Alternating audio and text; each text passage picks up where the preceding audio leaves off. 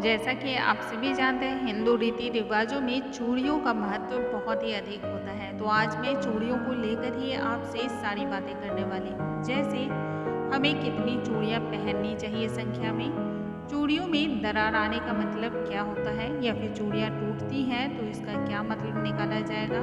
चूड़ियाँ हमें कितनी पहननी चाहिए, लाल चूड़ियाँ अच्छी होती हैं या हरे रंग की चूड़ियाँ अच्छी होती हैं, नई चूड़ियाँ किस दिन नहीं खरीदनी चाहिए और किस दिन नहीं पहनने चाहिए। ऐसे हजारों सवाल के जवाब आज लेकर आई हूँ। हेलो दोस्तों, आप सभी का द डिवाइन सोल में बहुत बहुत स्वागत करती हूँ।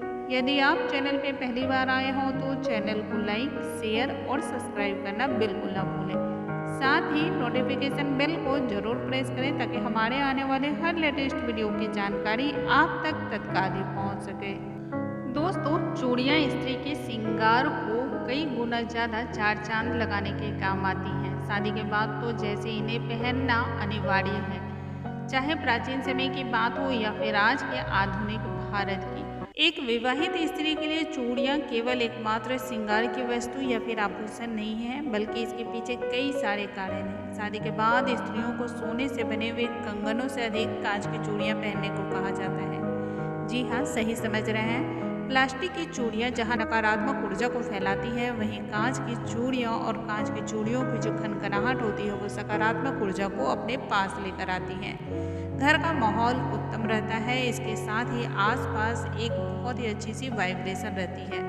मान्यता ये भी है कि कांच की चूड़ियाँ पहनने से स्त्री के पति तथा बेटे का स्वास्थ्य अच्छा रहता है। यह मान्यता कुछ धर्मों में इतनी गहरी है कि चूड़ियाँ बदलते समय भी स्त्रियाँ इस तरीके से चूड़ियाँ उतारती हैं कि उनके हाथ कभी भी खाली ना हो, कम से कम उसमें एक चूड़ी तो अवश्य ही हो।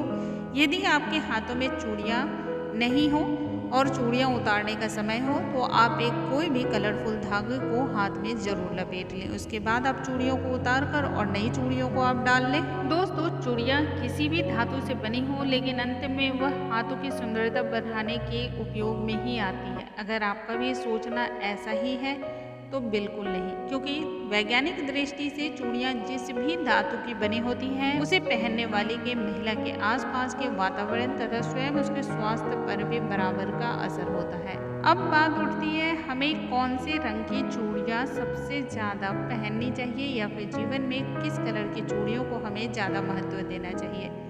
कांच की चूड़ियों को कुछ खास रंगों से जोड़ा जाता है। नवविवाहित स्त्रियों को हरे रंग के कांच की चूड़ियां पहनने को सलाह दी जाती है। यह हरा रंग एक पेड़ की हरी पत्तियों की तरह ही अपनी छाव से खुशहाली प्रदान करता है। साथ ही यह रंग उस महिला को देवी के रूप से भी जोड़ता है। हरे रंग के अलावा लाल रंग की चूड़ियां भी आप पहन सकते हैं। यह रंग उस स्त्री को आदि शक्ति से जोड़ता है। चूड़ियों के लाल रंग में भी कई प्रकार के रंग होते हैं, जैसे कि गहरा लाल, हल्का लाल, रक्त के समान लाल आदि। इन सभी रंगों का अपना ही एक अलग महत्व है। इसके अलावा एक प्रश्न और भी है कि हमें कितनी चूड़ियाँ पहननी चाहिए। रंगों के अलावा एक स्त्री द्वारा कितनी चूड़ियाँ पहननी जानी चाहिए, इसके पीछे भी विभिन्न कारण हैं। यदि 3 या इससे कम चूड़ियाँ पहनी जाएं तो उस स्त्री में शक्ति का प्रवाह लाती है। आमतौर पर इतनी कम चूड़ियाँ एक अविवाहित कन्या ही धारण करती हैं। ऐसी मान्यता है कि यह 2-3 चूड़ियाँ ही उस कन्या में शक्ति का संचार कर उसे मानसिक तथा शारीरिक रूप से ताकतवर बनाती हैं। लेकिन जब यह चूड़ियाँ संख्या में ज़्यादा हो तो इसका महत्व कई गुना ज़्यादा बढ़ जाता है। साइंस ने भी इस बात को माना है कि जब स्त्री के दोनों हाथों में काफ़ी सारी चूड़ियाँ पहनी जाती है तो यह खास प्रकार की ऊर्जा को पैदा करती है, जिन्हें धार्मिक दृष्टिकोण से मरक कहा जाता है। यह ऊर्जा उस स्त्री को हर प्रकार की बुरी नज़र से बचाकर रखती है।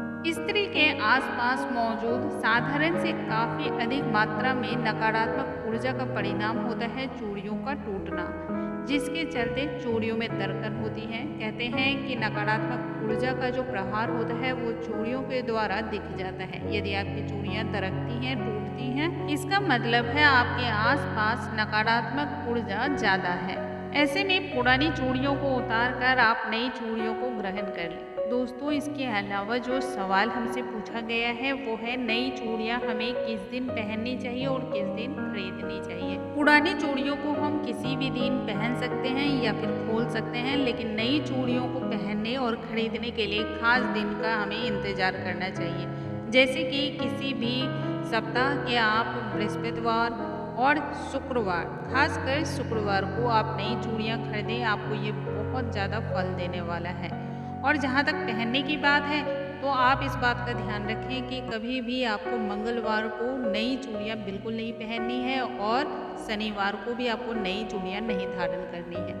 दोस्तों, मुझे उम्मीद है आज की ये जानकारी आप सभी को बहुत ही अधिक पसंद आई होगी और आप सभी के बहुत ही काम आने वाली है। ऐसी और भी ढेरों जानकारी के लिए आप लगातार हमारे चैनल पर बने रहें। अगले वीडियो में एक नई जानकारी और अद्भुत जानकारी के साथ फिर से मिलूंगी। तब तक के लिए प्यार भरा नमस्कार।